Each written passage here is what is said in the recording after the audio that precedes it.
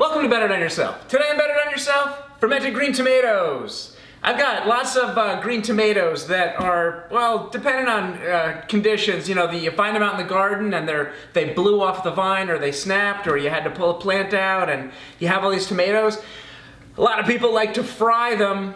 Yeah, I like to ferment them. You know me, I ferment everything. These are super easy to do. Just a couple of ingredients in these. You've got your tomatoes, obviously. You've got a little bit of garlic, just to give it a little bit of bite. I've been using oak leaves in my ferments. This is awesome. I pulled this out of the forest next door. This is red oak leaves. I'll probably use 2 of these in my fermenting vessel. These contain a ton of tannin. A lot of people use tea bags. I don't really like that because it turns the ferment water brown, turns the brine brown. Not a nice aesthetic in your green pickles. A couple of oak leaves just down in the bottom of the jar. What they do is they give off a ton of tannin, and that tannin preserves the pectin or the protein in the fruit that causes that crunchiness. And these are obviously going to be super crunchy, these green tomatoes. They're starting to turn a little bit. I could probably put them out in the sun or put them in a paper bag with a banana or something like that and ripen them. But, you know, once they come off the vine, they quit producing sugar, they quit producing fructose that are making these into nice, sweet summertime tomatoes. So there's really not much to do with them other than, well, ferment them. So here, let's get going on this. Like I said, two oak leaves, a couple of garlic cloves, and then just go ahead and cut up the tomatoes. These obviously are a little big to ferment, and also I want to give some open surfaces. The brine and the bacteria aren't going to be able to get into these tomatoes in order to ferment. What you want to do is try to, just like when you make sauerkraut, you cut the cabbage up for, you know, really fine.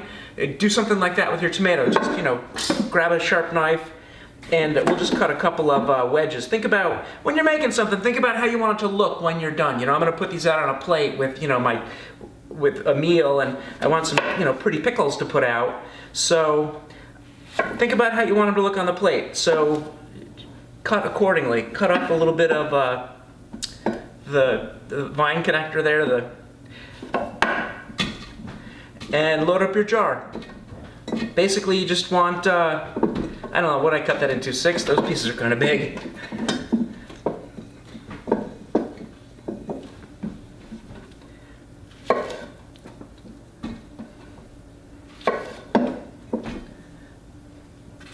So again, super easy vegetable ferment, just like everything else we've made on this channel. Cut up your veg, put it into a jar. I put garlic in everything. I cook with garlic in everything, so the garlic is great. If you watch the last video of the fermented garlic and honey, awesome stuff there.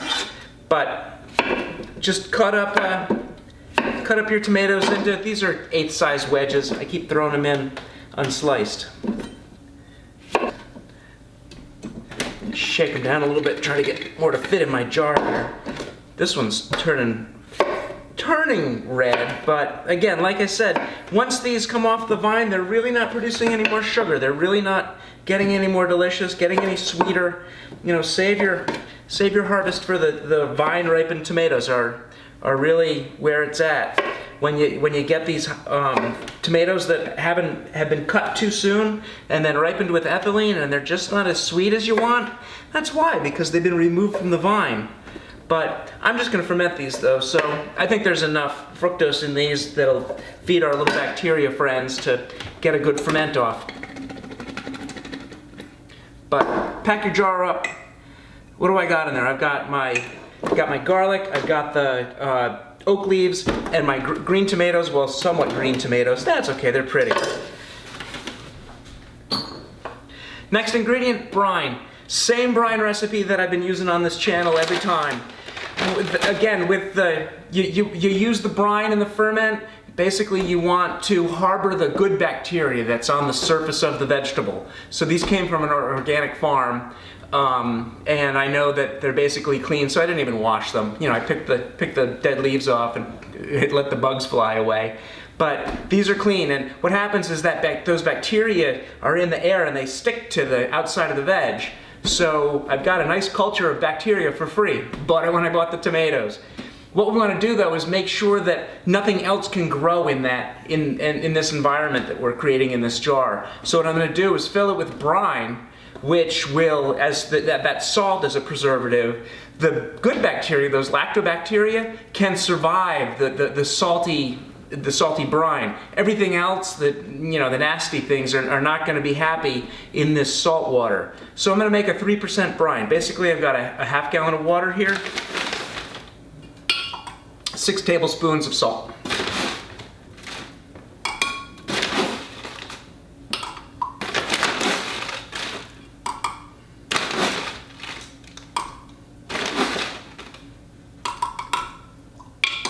My salt is, this stuff's great, is Celtic sea salt. I just do the light gray Celtic salt. It's a nice natural salt, nice natural sea salt that they produce. And it's got a lot of minerals in it. There's got a lot of, because they literally just dry seawater. And they create a really nice product. Celtic sea salt. Hit the links below, grab yourself a bag. And then just stir up your brine.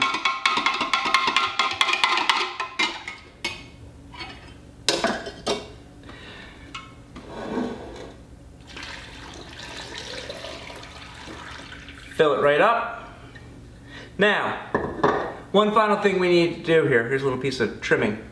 We need to make sure that these tomatoes stay underwater. We're creating an anaerobic environment for these bacteria to grow and ferment our deliciousness down here. But I want to make sure those tomatoes stay underneath, so you need to figure out some way to weight down the vegetables under the surface of the water. We're using an anaerobic or oxygen-free bacteria, and we don't want any aerobic bacteria, basically anything that's going to grow to spoil these. So we want to hold down everything under the water. This looks great, but as soon as this has been sitting here for a couple of days, I'll bet you $1.50 that something's going to float up. So you can just use a little jar and maybe put a little bit of water in it and use that for a weight. I really like these. I bought a pack of these off of Amazon. Pickle Pebbles. Hit the links below. And just, literally drop that in on top of the vegetables, and that'll hold them down. That works great. And then finally, if you don't have anything like that, zip top bag. Fill it with a little bit of your brine here. Squeeze out the air. And then just lay this right on top here. Okay, we just want to make sure that the water level is coming up to overflowing here.